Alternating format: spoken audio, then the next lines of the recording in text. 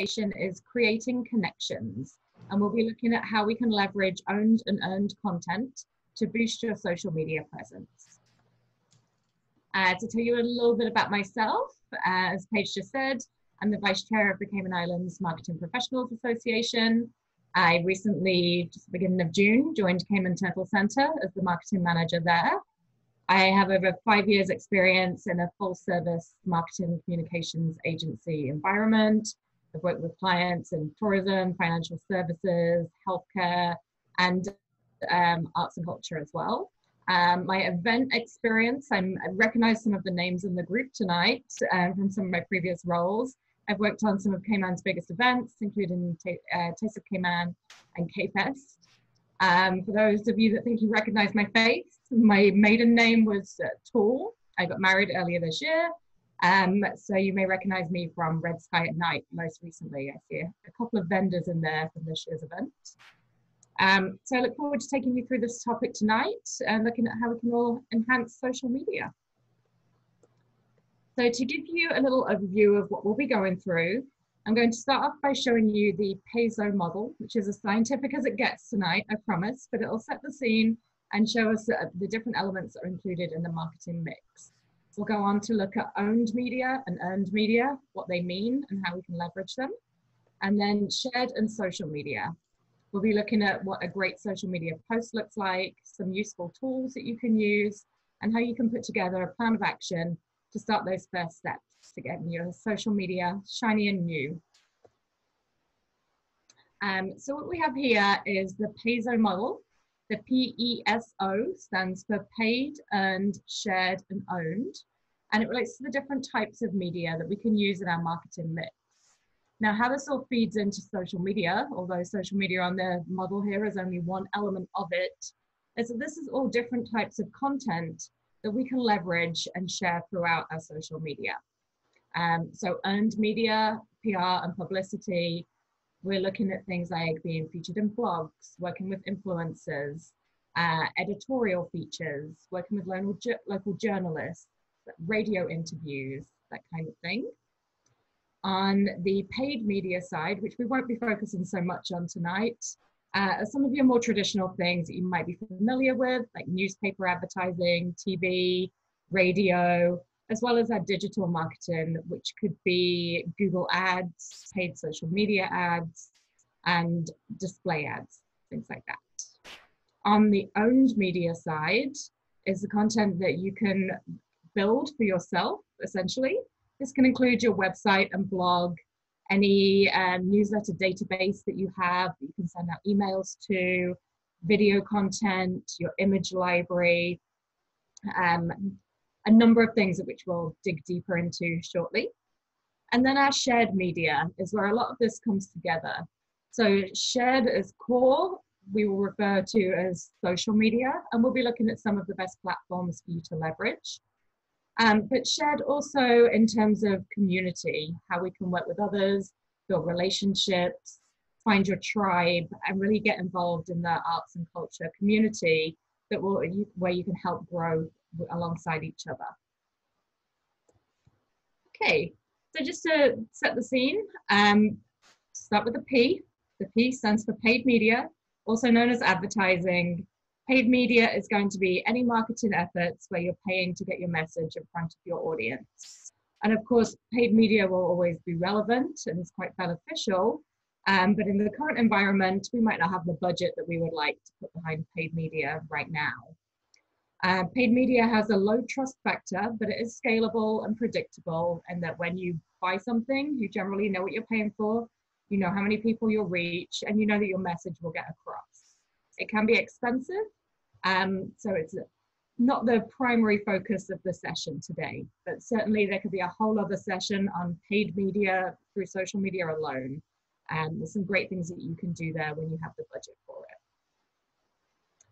So with that being said, this is one of my favorite marketing quotes here. Content marketing is a commitment, not a campaign. So what we'll be looking at tonight is how we can use our own efforts and energy rather than a dollar value to generate that social media content. So going on to look at earned media. So earned media is what you might commonly know as public relations, media relations, communications. And this is where you are featured in the news, where your content or topic is either pitched to or picked up by a third-party media outlet and covered for that publication's audience. So in local terms, it might be being featured in the weekend section of the Compass on a Friday. So we can talk about how we approach those kind of situations, how you leverage that content. And I would say that leveraging that type of media in Cayman is all about building relationships with the right media partners, knowing what to provide to them. So being able to pitch them a great story, provide a great quote to go along with it, high quality images, video footage if you have it, if it's an online platform, certainly that's of great value. Earned media has a high trust factor because it's almost a recommendation that's coming from a trusted source. It has medium scalability. It can be unpredictable. By all means, you can pitch a story. You could write a different press release every week, and sometimes they just don't get picked up. Depends how newsworthy your particular story is at that particular time. But it does have a low cost, and it's something that's quite simple. And with a little bit of networking and relationship building, it's something that we can quite easily do. And how this feeds in to your social media is then that you're generating news stories, blog features, video coverage, content that exists online, which you can pull in and share with others through your social media.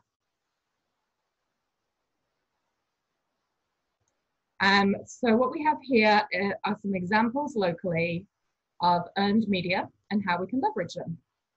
So media interviews are a great one to be involved in. Some of the free or low-cost channels locally certainly include Radio Cayman, CIGTV, and I would also suggest leveraging any events or exhibitions that you're involved in. So for example, if you're involved in a project with the National Gallery and they have some paid promotions going on with a particular media house, there might be an opportunity to piggyback on that and say, you know, hey, I want to put my hand up if there's a radio interview or a video feature that I can get involved in.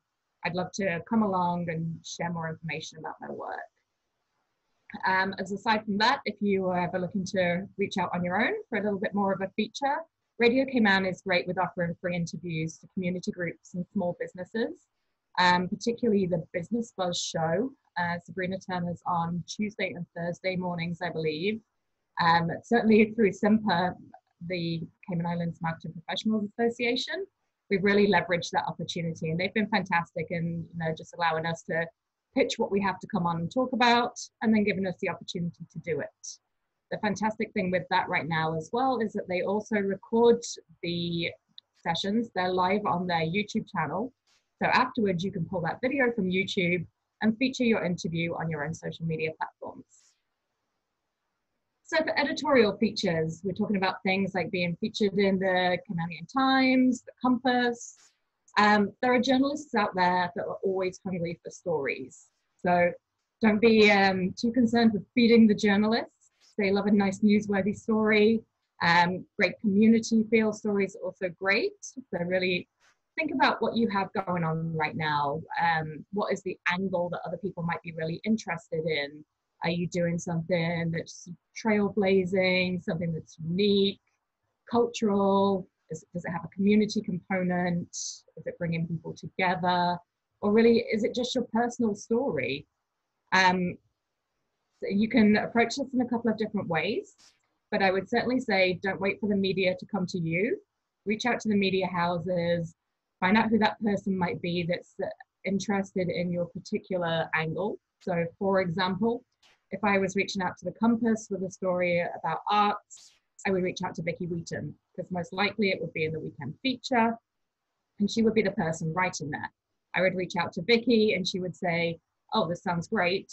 Can you give me a little write-up? So you can do that in the form of a press release, if that's something that you're familiar with. But otherwise, just write out a one-pager with the story, the key details. I would say, if it relates to an event or an exhibition, make sure you get all of those key points in there, like what is it, where is it, when is it, how do people find out more, where do they buy tickets, And where can they go to find out more information about you as well, whether you have a website, whether there's an email address, or whether it's your social media channels. So it all comes full circle.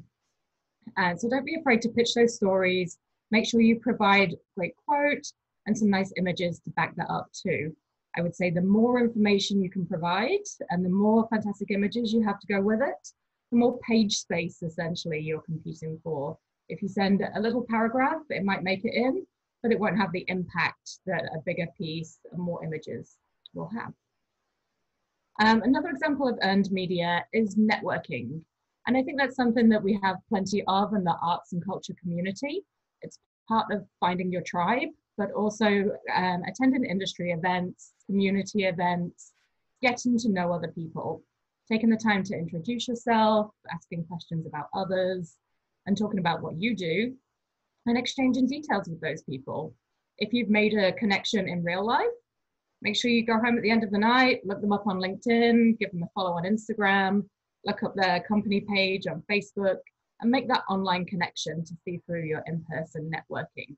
When an opportunity comes up in the future, you could be at the right place at the right time, and they have your contact information to reach out if there's opportunities there that are mutually beneficial.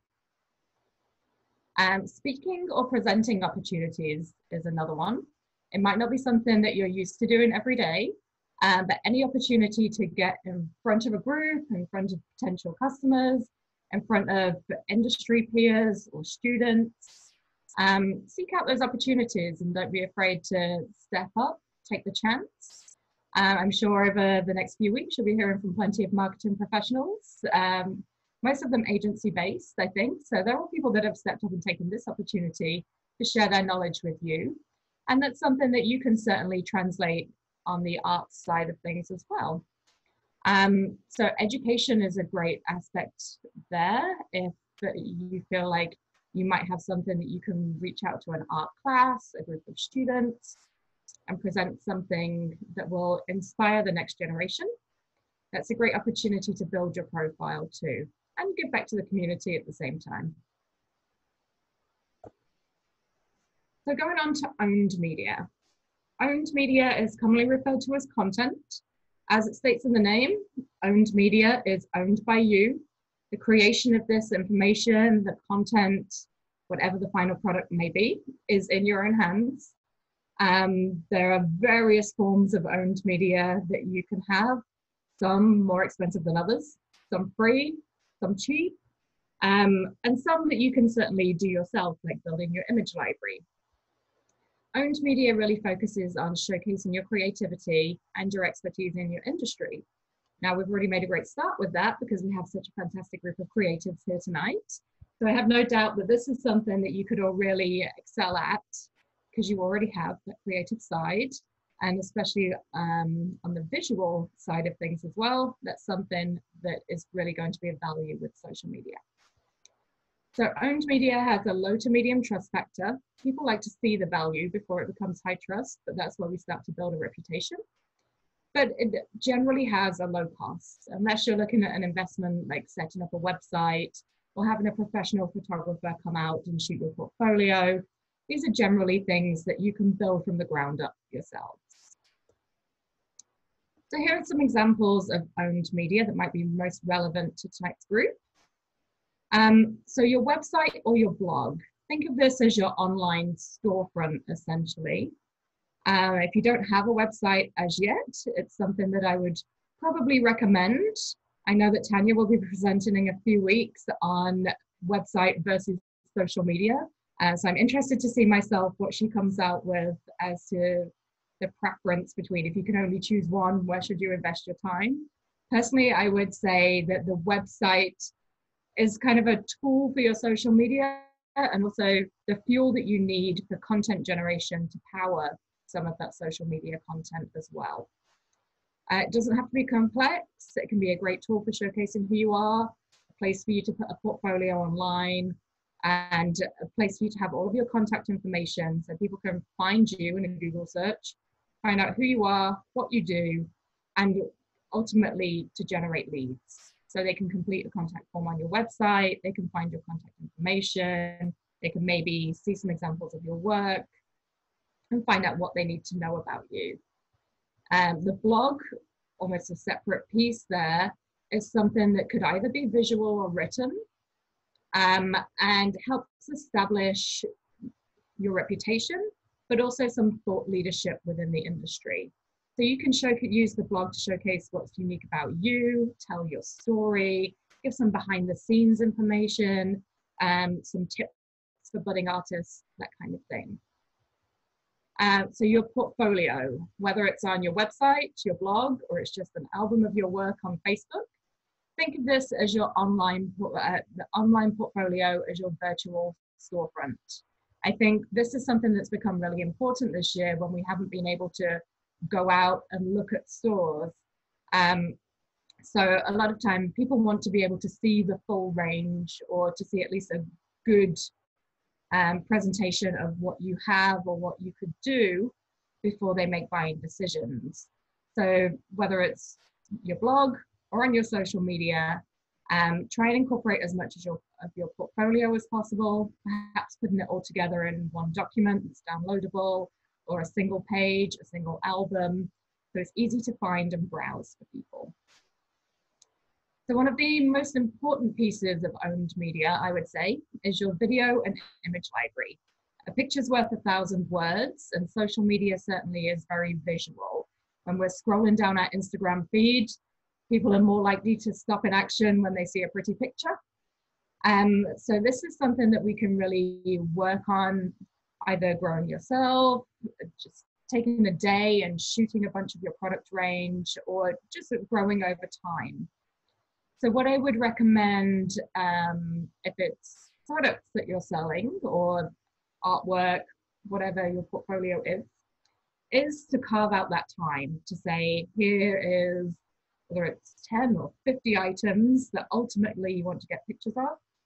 Set aside a day, find a nice setting, get the right lighting.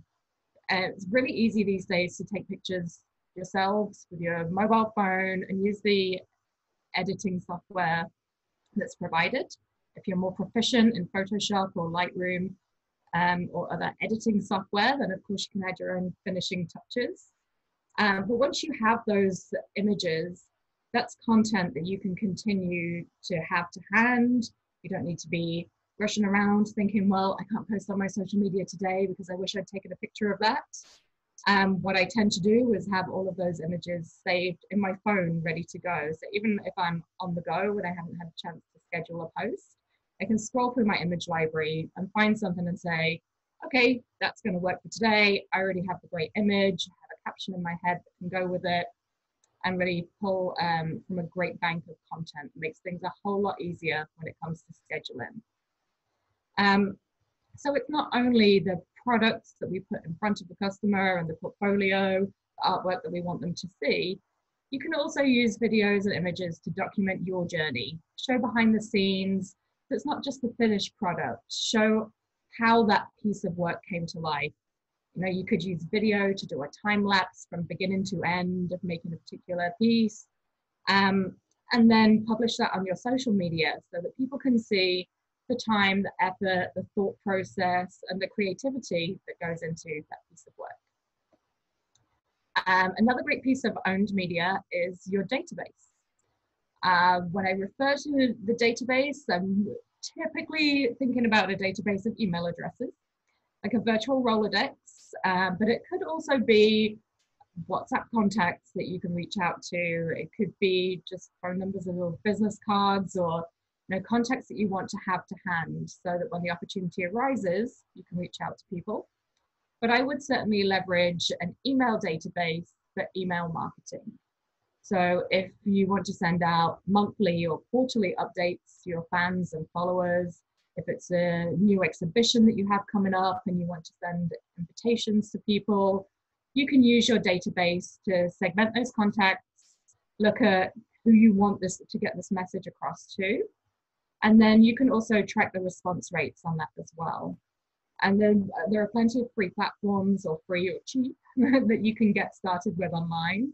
For email marketing, I would certainly recommend MailChimp. That's kind of my go-to platform for smaller databases to be able to create newsletters, just send out simple email blasts and event invitations and things like that as well. And have people click through to different elements. So feed them through to your website, ask them to share something on social media, or RSVP for an event through those platforms. Okay. So what we've talked about there is owned and earned content. Now, as this saying goes, if content is fire, social media is gasoline.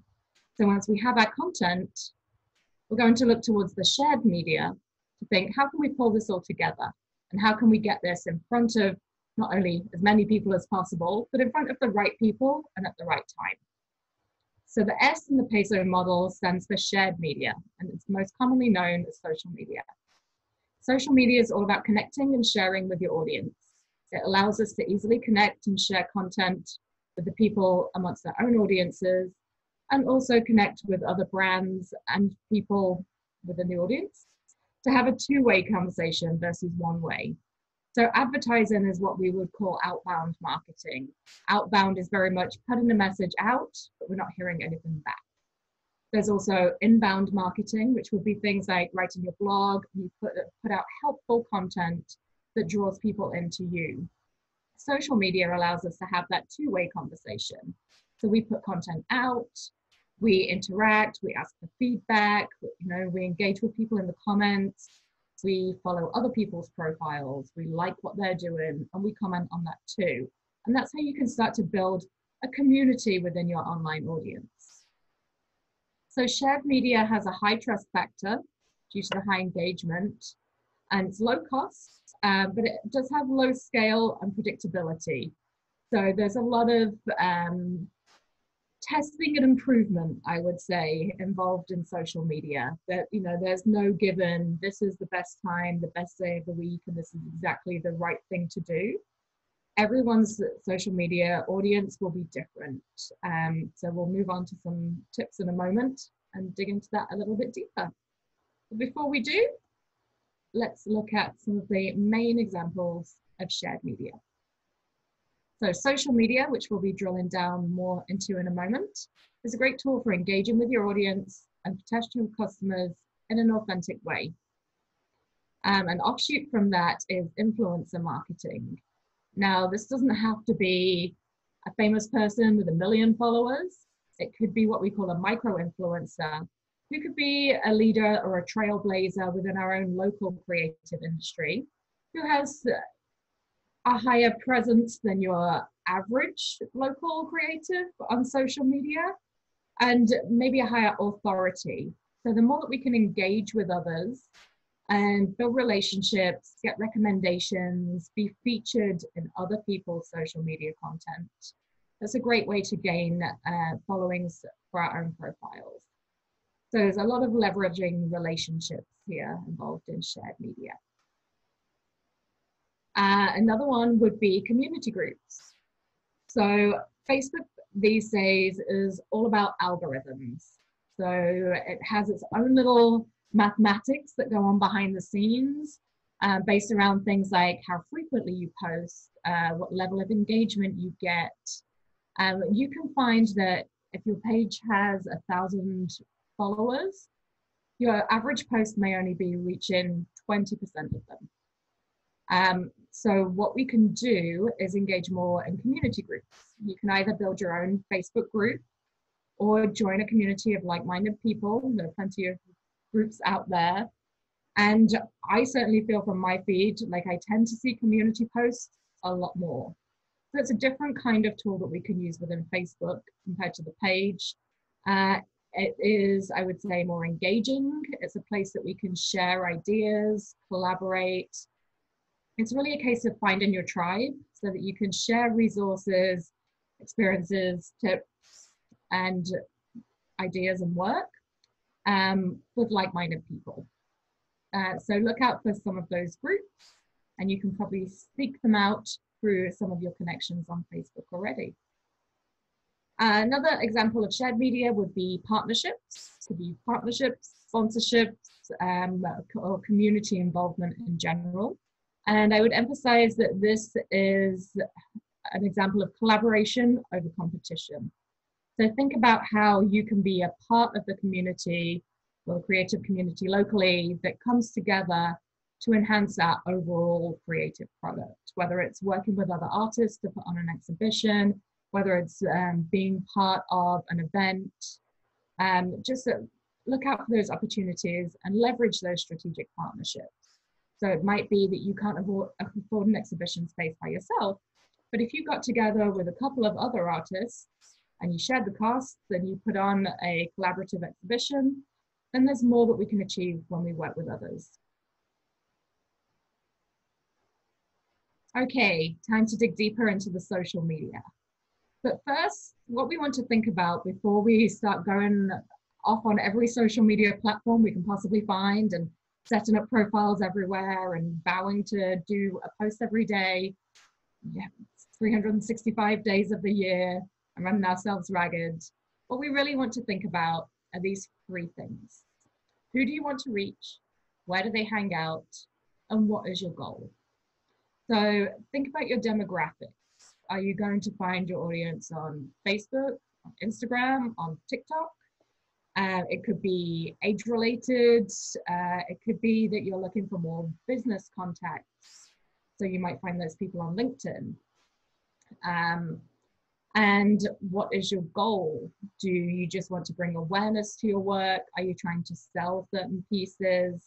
Are you even looking to create a virtual storefront so you can sell items online?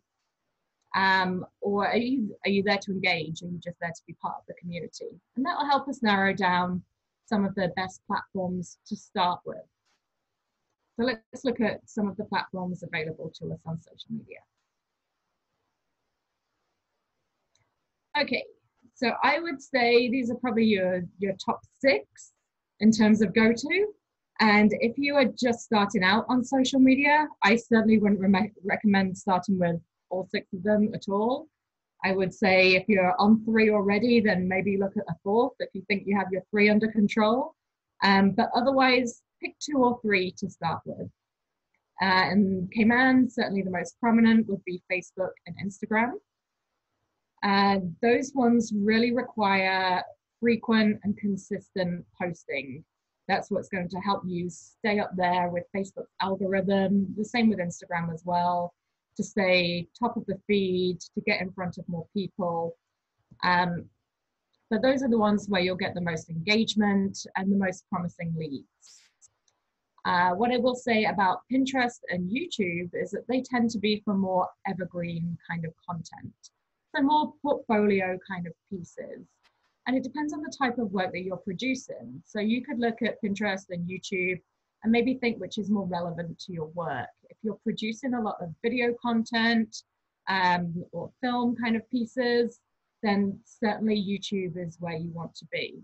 You don't need to be posting to YouTube all the time, but where you have video content that you want to get out there as part of your portfolio, that's certainly a great place to be.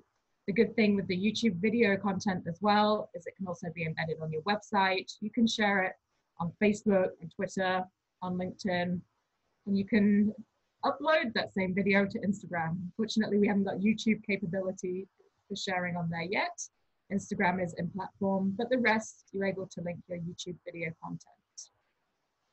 I would say on Pinterest, certainly for the visual arts and for the artisans amongst you that have products, it's a fantastic way to lay out your portfolio in what has become something of a visual search engine. So you can create your profile, create some different boards, categorize your work. But once that's up there, it generally doesn't need too much regular tending to. So say if you just checked in on Pinterest once a month, that would kind of keep on top of things. Depending on your audience, Twitter is also a great channel. What I tend to find is if I'm already posting on Facebook and Instagram, I might as well put out the same thing on Twitter as well. Other than that, I would probably put it maybe 3rd or 4th in my priority of the social media networks locally. And if you're looking for business connections, then LinkedIn is the place to be. Now, certainly I would recommend if you make any in-person business connections, then you make sure that you connect with those people online on LinkedIn. It's a great place to share some behind the scenes work, share any news features you've been in, any thought leadership pieces, links to your website, blog, and to house your online portfolio on LinkedIn profile. Okay, so we're going to look now at some top tips for social media. So this should help you to narrow down where you should put your time and your energy. So the first thing that we want to do on social media, whether or not you're just starting out or whether it's been a while since you really gave your profiles a good audit and a fresh look, now is a great time to just take some time, look through each profile, and make sure that your information is up to date on there. So your profile image, your header image, make sure that you're happy with your name, what I would call your boilerplate, which is your about details. We have the short version there, which to me is really like your elevator pitch, where you can sell what you do in a single line. And then in the longer description, you can add a little more information. So Facebook has sections for each. What you'll find on Instagram and Twitter, for example, is that you probably only have 2 or 3 lines there to play with. So really think about how you can nail your selling points and your elevator pitch in a single sentence. One of the most important things with social media is to be consistent. So post regularly, be consistent with your content. In the last session, we learned a lot from Pascal about branding that content. So whether it's a certain look and feel to your photography, whether it's staying consistent with the brand colors that you use in your design work, or whether it's the tone of voice that we use in the messaging and the captions. That's what really resonates with people and helps catch the eye when someone's scrolling through the feed. And it kind of gives people some visual signals that this is you without actually seeing your logo. So I certainly know there's a few creatives out there that I could see one of their images online and know it's them without even looking at the profile name or the caption. And that's really where we want to go to really nail that visual identity side of the brand to help maintain consistency and awareness. Now, when I say post regularly, I'm not talking about like posting every day. If you have time to post every day, that's fantastic. I would say a balance of quality over quantity is good. So don't put something out there every day just because you want to make sure you're putting something out every day. Make sure it's relevant, make sure it's presentable, and make sure it will engage viewers. So I would say that you're better to post 3 times a week and have great quality content executed properly than to post 7 days a week and be rushing to get something up there, maybe not posting until 10 o'clock at night because you're thinking, oh no, I didn't do my post for today, let me get this up. And that is also where leveraging schedule tools to plan out your posts will help you stay on track. I'm a sucker for punishment, so I love to just do my posts in the moment and wake up every morning. And I have a little calendar, but I don't have them scheduled. I still do them all manually. But yeah, there are some great tools out there that make it much more easier for you. So some great free ones include Buffer and Hootsuite. And you could go in there on your day off or just a silent evening, and you can plan out your content for the week, upload your photos, write in your captions, and schedule for different times on different platforms. So it's as good as doing it in the moment yourself. And we'll dig into some of those tools in a little bit more detail at the moment, in a moment. Certainly, social media is all about engagement. I really don't recommend that you go onto your social media and you do your posts and then you just walk away until the next day comes around or the next post comes around and you're ready to put something else out there. Every day, try and take, even if it's just 5 or 10 minutes, to scroll through your feed. If you see some other content that you like, give them a like, give them a comment, engage with other people, specifically the people that we know within the local creative community. Great opportunity to support each other, but also to help you find your tribe. So look at relevant hashtags. So certainly one thing that I do quite regularly on the Cayman Turtle Center side of things is I will look at hashtag Cayman Islands, and then you can very easily scroll down the visuals there and see any images that people have posted of turtles. So that's real content that is relevant to that particular company and helps us connect with other people in the community that care about the same things, helps us find our tribe. So it's not just groups. Make sure you give people a follow back, whether it's on Instagram, Twitter, Facebook, or whether you're subscribing to someone's YouTube channel. And when you have people like or comment on your posts, be ready to engage with them. If somebody puts a comment, like their comment, go back to them. And remember to stay authentic.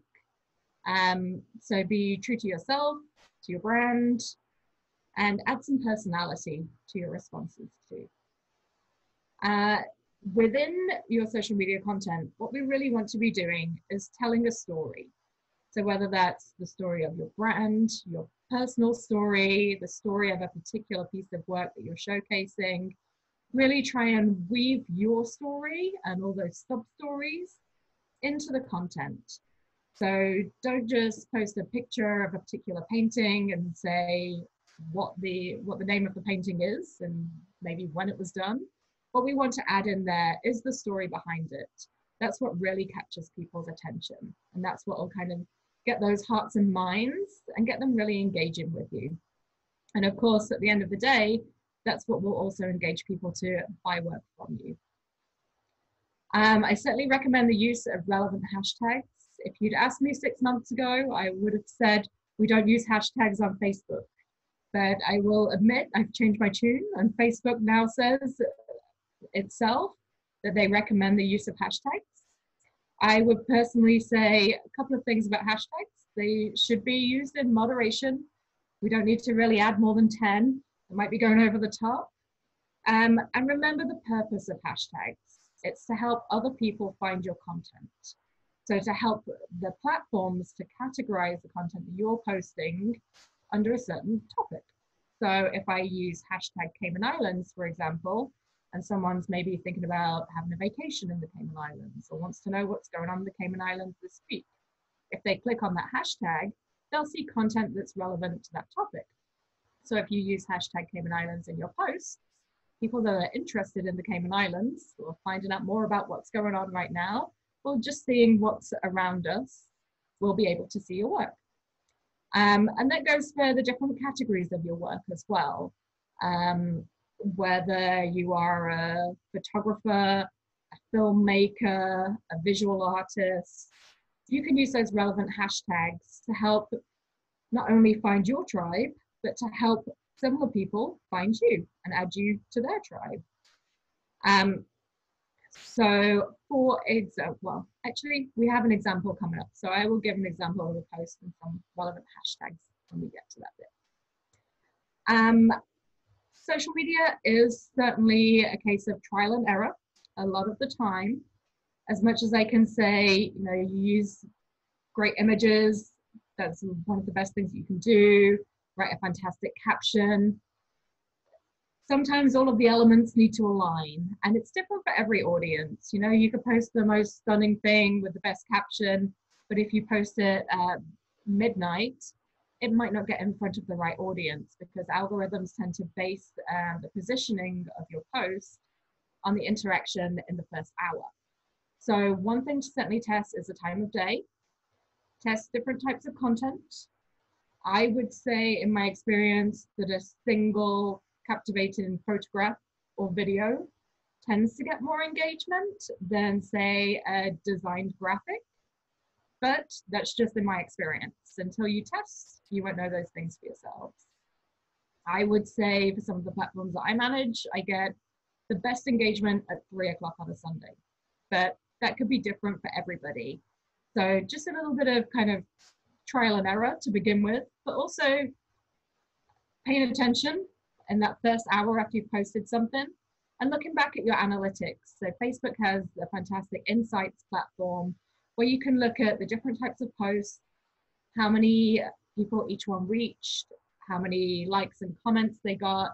percentage of engagement, and really take the time to review that, whether it's on a weekly or a monthly basis, and think to yourself, you know what, maybe I should be doing more live video, because that Facebook live session I did got 1,200 views, whereas when I posted a pre-recorded video, I only got 500, or when I posted an article with a link, I got 350. But at the end of the day, I would certainly say, in terms of content, mix it up. Try and think about the different types of content that you have and schedule them out so it's not the same back to back. So maybe in your feed, you'd be interspersing a video and then a shared news article and then a photo. You could be doing those across different topics as well. So for example, with Cayman Turtle Center, I would schedule different categories for different days. So one day I might have a post about food and beverage, the next day about animal programs, the next day about turtle releases, the next day about the retail store. So think about the different components to what you do, and then how you can break that into different content strands. So it might be that one day you post behind the scenes, one day you post an item from your portfolio, one day you post a relevant community article, and then you just kind of rotate those around. But also make sure you take the time to look back and think what did well and how we can improve for next time. So really a continuous improvement process. So what I have here is just an example of the anatomy of a great post. This post right here is based on the Instagram platform, but most of these elements exist regardless of the platform that you're using, and certainly are relevant for both Facebook and Twitter. So some of the tips when we're posting. So first of all, you'll see the profile picture there. We have a nice centered logo. Make sure the resolution is clear. Can't see so much on this example, but when you go to your page, make sure you have a nice crisp logo. Or as an artist, that could be your headshot. It could be a nice photo of a piece of your work, a relevant handle for your name. So starting at the top here, when we post on Facebook and Instagram specifically, posts with a tagged location result in 79% higher engagement than posts without a tagged location. So if you're at a specific location, especially if you're at an exhibition at a gallery or if you have a physical store, then use that tag. Because if, for example, if I go to a restaurant and then I look up that restaurant on Instagram, sometimes before I order my food, I want to see what it might look like when it comes. So I'll get up my Instagram and I'll look at other people that have been there before by clicking on the location, and then I can start to see pictures of other people's experiences. So that's a great way to grab some attention there. I would always recommend a good quality image. If you have professional photography, that's fantastic. If not, then do what I suggested and kind of take the time to set up your own photo shoots, capture behind the scenes shots and just have them on hand in your library. If you're out at events, make sure that you get pictures of your participation in those activities too. And they all make great content for your social media. Phones these days have some fantastic editing tools built in for just touching up your photos. Instagram itself has different filters and edit settings. So you can just really tweak your photos to get a little bit of perfection before we post them. So really try to aim for a good quality image. Now with Instagram specifically, but also with Facebook in certain contexts, so you only get 3 lines here on the Instagram feed before there's a break and it says see more. So what we want to make sure is in the first 2 or 3 lines, I mean, this particular example, the 3rd line, I had a line break, so I'd lost that one. So in the first 2 lines, we need an attention grabbing headline. This is what the viewer will see as they're scrolling through their feed. So in this example here, the Cayman Turtle Center is excited to announce they're reopening to the public on Saturday, the 4th of July. That's got out the most pertinent information in the message. Then underneath that is some details of the offering, and it ends with a call to action. So think about what action you want somebody to take from your post. So whether you want them to visit your website to see your full portfolio, whether you want them to come out to your exhibition, in which case you might put the happening here at this time, whether they need to buy tickets or not, or see you there, that kind of thing would be great. In Twitter and Facebook, we can then add an active link. So we can link to, it could be your website, it could be if it's an event that you're participating in, the link for that particular event. But Instagram is unique in that the only clickable link in Instagram is the one that is in the bio section of your profile. So sometimes you have to get a little bit clever. So a common way to address that is to put the link in there, but in recognition of the fact that the viewer can't actually click that, you put in brackets, link in the bio. And then when someone goes to your bio, you can have, in this case, this being the Cayman Turtle Center's main website, the link would be there. You could also switch that out to link to your most recent post, or there are some third-party integrations that you can put in there. There is one called Linktree, which when you click that, will give you several different options to link through. So it could be portfolio, event tickets, about, and there's different buttons so that you can actually build something of a platform there that sits between your Instagram and your website, which gives people access to the different tabs or information that you might want them to find with your portfolio on the web. And then underneath that, we have a hashtag. In this example here, I have 4 hashtags. I would say I always use Cayman Islands because I actually feel like that's a very strong one for us to use locally. And then something that's relevant to you. So in this example, I've used sea turtle. So that might be specific to the piece of art or the piece of work that you're promoting. It could be your name or your brand if you want someone to be able to find you through those keywords. A lot of people do also use more captiony ones. So here, for example, I use best summer ever. Now, I was using that more as a caption. It's a little cosmetic. It maybe doesn't necessarily help us find who we want to find, but it could just be a fun little add-in. I would just kind of remember to keep a balance of relevancy, strategy, and function in the hashtags that you use. So think about why you're adding them, why they're relevant, and what they'll do for you. And again, monitor, try different hashtags, see which ones you get the most engagement from. Now, for Cayman Turtle Center on a Tuesday, I use Turtle Tuesday, and that gets some fantastic engagement because it's a huge thing out there on Instagram. So think about some of those trending hashtags that you can tie into as well. And then, of course, don't forget the engagement. So one thing that you can do in the body of the message or in the call to action is ask people to give feedback or comment below or ask a question or tell us what you think or like, what is your favorite? Just open-ended questions that people can answer in the comments. But when they do, remember to engage with them. Like their comment, respond to their comment, and that all helps to build your algorithm score essentially on these platforms because you're seen as a more attractive profile that people want to engage with. So in terms of our next steps and going out and using some helpful tools to help boost your social media, these are a few things that I recommend for graphic design, but also I find the Canva for Enterprise, which is the work program, which is relatively inexpensive for annual subscription. Canva actually has built-in stock images, and now it has video editing functionality too. They have some fantastic templates. So whether you want to make a flyer, a poster, social media graphics, or a little video with some captions, there's some fantastic templates in there that you can slot in your own images, your own branding, choose your colors to align with your brand. And that really helps to create content for your social media. For video editing, iMovie is probably a go-to for me.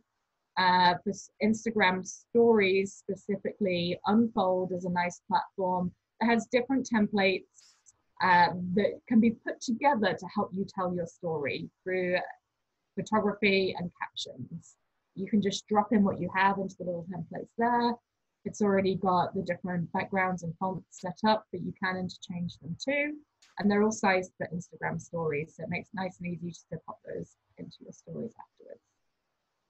A couple of great sources for free stock images and video. One of my favorite go-tos is Unsplash. Now, they did a fantastic collaboration with the United Nations during COVID-19, where they outsourced essentially, or sourced user-generated content for COVID-19 creators. So if you go into Unsplash and look at United Nations, so the COVID-19 collection, which is actually really creative and has some fantastic graphics that can be used in campaigns. So vector images, not just photography, to help you get your message across. But as well as that, it also has a fantastic image library. So some great photography in there that you can use in your feeds or in your artwork. And Canva has great images and stock video too. And there's also a site called Pexels that I use once in a while that has some good stock images, but also stock video footage that might be relevant to you. For planning and scheduling, I would say the two main go-tos that I have, and each have their own pros and cons, would be either Buffer or Hootsuite. Both are very user-friendly. They integrate well with Facebook, Instagram, and Twitter. You can load up your content for the week, the month, the year, whatever you want to do, get everything scheduled, either pick your optimal times or test different times, and have everything ready to go. So once that content's inputted into the platform, and it's all scheduled out for you.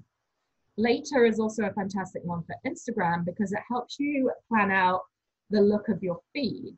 So it gives you a visual representation of what your posts will look like on your Instagram profile once they're all laid out in the order that you've planned them. So there's some great visual artists using the Instagram grid differently, perhaps, to either stitch images together or put together images that maybe span 6 different sections on the grid, but individually also stand alone. A platform like Later not only helps with the scheduling part, but also helps you visualize what your feed will look like once you put that content in. Okay. So to give you a few takeaways in terms of your immediate plans of action, these are some of the things that I recommend that you kind of go away and do in the next 30 days to really start to boost your social media presence. If you don't have social media profiles already, then have a think about which platform you want to invest in first. I would strongly recommend starting with Facebook or Instagram as your main platform. Both of those you will need a suitable profile image, whether that's your logo, a headshot, a photo of your work. On Facebook and Twitter, you have an opportunity in the header image to put something really captivating there that people will see when they visit your profile. Facebook also gives you the ability to put video in that section. So really think about what you can do. That's kind of your billboard to get your content out there. So like that main piece that you want to be known for, that's what will go in your header image. Make sure you complete that about section, tell people who you are, what you do, and get across your value proposition. So like your elevator pitch. Make sure your contact information is readily available. If someone is interested in your work, they want to know more, they want to buy from you, they'll want to be able to contact you. So make sure you have your correct phone number, your email address, link to your website if you have one. And then get your content library organized, whether you have thousands of photos in your phone that you've been sitting on for years and you know you've got a good one somewhere when you need it, but you can never find it when you need it. Now's the time to really get your content library together, get them into folders, organize them, categorize them, whether that's images, video, or online articles that you've been featured in. Having that content ready to go will really help you make the most of your social media scheduling. Spend some time, whether it's, like I said, 10 minutes each day, or whether you sit down for an hour at the end of the week, and really dig into the platforms. Find new pages that interest you and give them a like. Find people to follow. Seek out those relevant Facebook groups and join up, engage with the communities in there. And then work on finding a scheduling system or tool that works for you. So if you don't feel you can commit to posts every day, set your goals, whether you'll post 3, 5, 7 times a week, and think about the type of content that you want to post. And then think about how you're going to schedule that out and how you're going to manage it. Okay, well, hopefully that gives you all a little overview of what platforms are available, how that web of content ties together. So whether it's earned or owned media, that all really feeds into our social media and is all fantastic content that we can put through that social media machine and get out to our audiences and potential customers. So if you have any questions, feel free to unmute your mic now and ask away.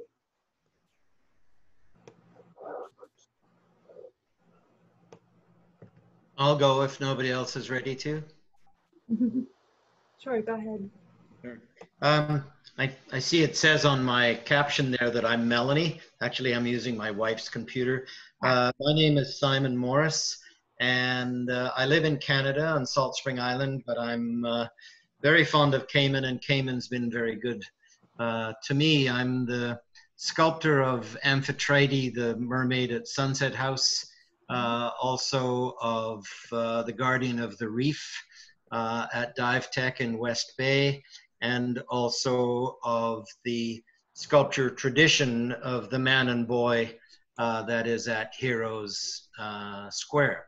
I've been very fortunate to get some pretty good commissions, but I'm not selling a lot of work in Cayman, and I'm specifically wanting to target that market. So this has been very valuable for me as far as that. And the way that I generally market my work is I'm a signature member of the Artists for Conservation Foundation, which represents about 500 artists around the world.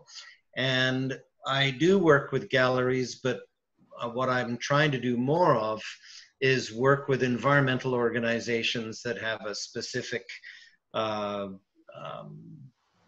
relation with the ocean, and then market my work through them and donate a portion of the proceeds to that organization. So I've worked with quite a few. Actually, the Guardian of the Reef, every time somebody dives there, I think $3 or $4 goes to the West Bay Eco Warriors. And so I'm looking to expand on that. And the information that you've given today is very valuable. I'm looking to try and zero in and target some organizations in Cayman. That's what I could do with some advice on. Okay. So I would certainly say it sounds like you have a fantastic story to tell for a start. So that's something that you can tell through your own social media channels, but also to me sounds quite newsworthy because you have so many recognizable pieces in Cayman. Some of the pieces that you just brought up, I would never have known who was a sculptor behind them. So that's something that might be of media interest. And I don't want her to hate me when you all rush at once, but I mean, I would suggest reaching out to Vicky Wheaton at the Compass for sure and saying, you know, you'd love to share some more information on your story. Definitely the conservation angle is really newsworthy and I think is a great community interest story. Yeah, the Compass has been very good and has had, I've had photographs and stories in there for each of those 3 pieces, but I haven't approached them with my fundraising efforts for environmental organizations. Yeah. Such as the Turtle Center, by the way. Yes. Yeah, certainly a great connection to make tonight. So I would also say in terms of finding your tribe on social media, I know there's some great conservation groups that you could find on Facebook locally, so maybe dig around for some of those. Make sure that you're following the relevant local organizations. So seek those out, like their pages, give them a follow, engage. And also when, say, if you're posting on Instagram, you could tag some of them to draw their attention to your particular picture. Right. So say, if I'm posting a picture from the Turtle Center and it's about a kids' summer camp, I tag Cayman Parent magazine because I think here's something that your publication might be interested in, or that you might want to share with your audience. So think about who your tribe might be, and then try to bring them in with what you do. Yeah, certainly the scuba diving community around the world has been very good to me. And actually, the Guardian of the Reef was sold to Jay and Nancy Easterbrook when they were the owners of Dive Tech, absolutely 100% through a chance connection on LinkedIn. So Wow. I was sort of on LinkedIn because, I thought I should. But I don't know if you remember back in, I think 2013, the diving community in Cayman got together and did a thing called Cayman 365, about 365 good shore dives. Mm-hmm. And this was before the Guardian was down and only Amphitrite at Sunset House. So they were asking for nominations for the shore dives. And so I just posted no list of Cayman shore dives would be complete without the mermaid at Sunset House. And I got a few responses. And this one woman who was a diver, I think in Texas or something like that, just kind of went crazy on it. And she said, oh, I absolutely love that mermaid. It's one of my favorite dives. And I guess it drove her to my website where I had the clay original on my website, but I hadn't cast it yet because the original client ran out of money. And she saw that and she said, oh, where's this? And I said, well, unfortunately, it's languishing in my studio because my client ran out of money. And within 5 minutes, Jay Easterbrook said, what's all this about a Guardian of the Reef and why don't I know about it? Here's my number, phone me. And a month later, we had a contract. And so I was totally sold on LinkedIn. Yeah, and that's a great testament to how we can make those connections online. Yeah. Certainly, I'm really pleased to hear that story from LinkedIn too, because I do notice a lot of people tend to like collect contacts on there. So that, they're on there, they're connected with people, but maybe they're not that active. But you never know when the right person might see your content at the right time and just make that valuable connection. Yeah. And I have pieces that are relevant to Cayman that I want to start marketing in Cayman. So everything that you've said today is very valuable. So I'll shut up and let someone else have a chat. All right. Thanks. Any other questions?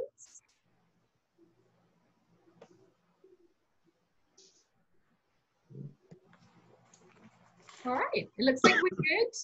But I have put my email address on here. So if you have any questions afterwards, or if you have a particular project that you might like some advice on, then feel free to drop me an email. I'll provide the slides to the National Gallery so they can send them out to you all too. That was going to be my next question because there's more notes there than I could scribble down in the hour. Yeah, no problem. Yes, we'll provide that sent out to you guys. So if there are no more questions, thank you so much, Natalie, for being here and for offering this valuable information to all of us, and myself included. That was great. I want to remind everyone that our next Business of Art webinar is September 15th. That's a Wednesday at 7 p.m. Or sorry, that's a Tuesday, consistently Tuesday. And that is with that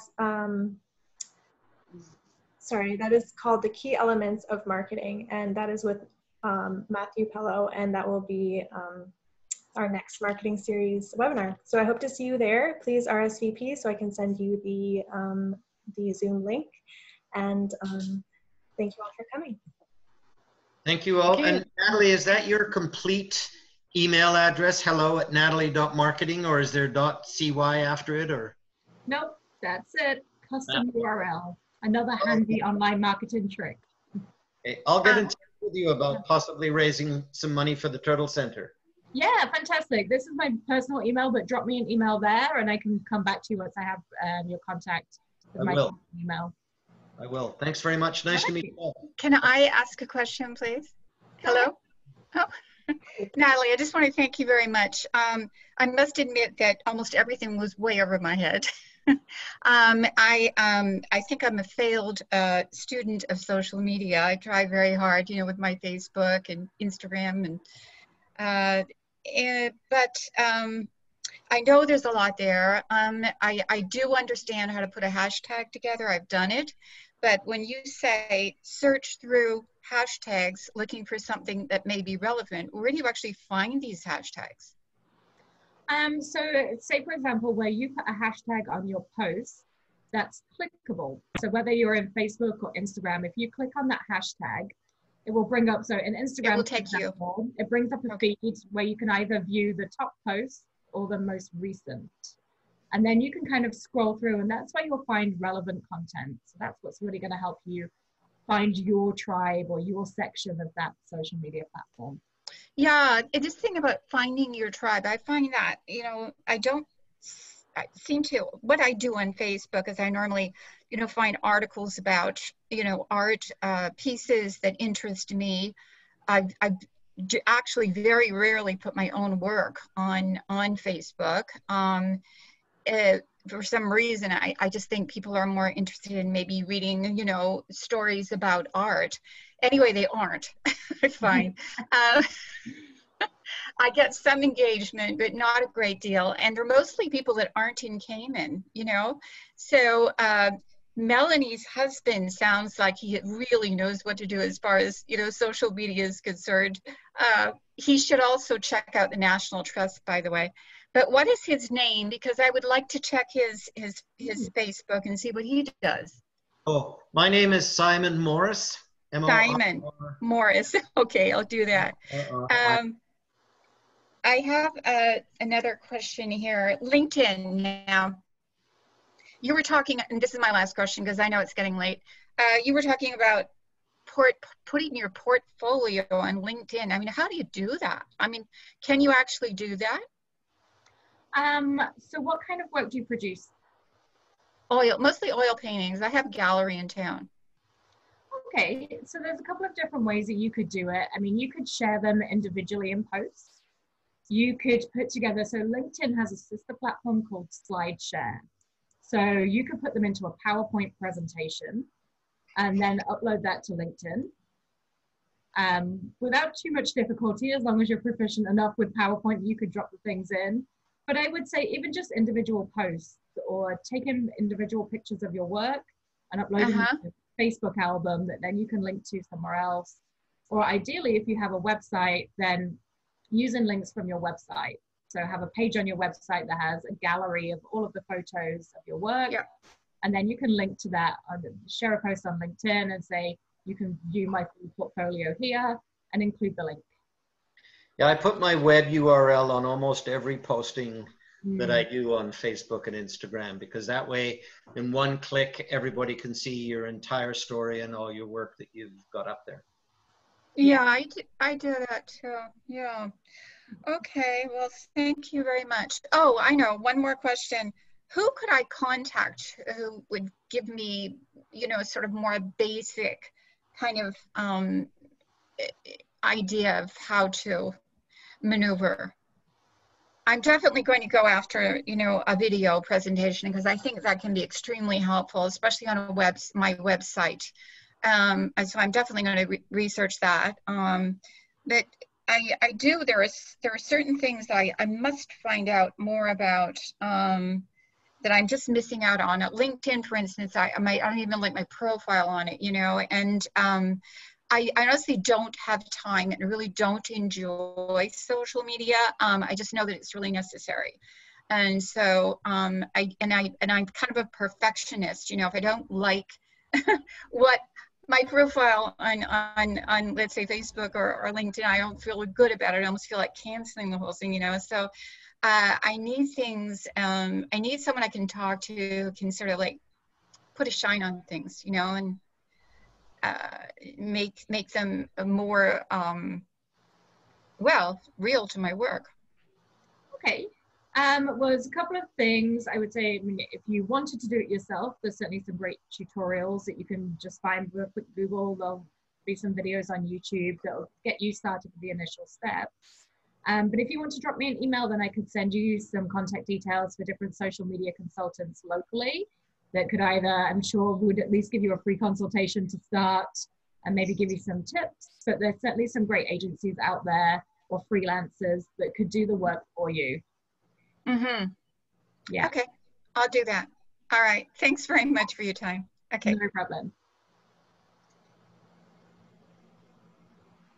Great. So are there any other last questions? No, that was wonderful. Thank you for your time, and thank you for allowing a foreigner to participate. You're very welcome here. Thank you all for attending. Hope to see you. Thank you very much, Natalie. It was great. Lovely. Thank you. Thank you, Natalie. Thank you. Bye-bye all. Right. Bye now. Bye. Bye-bye.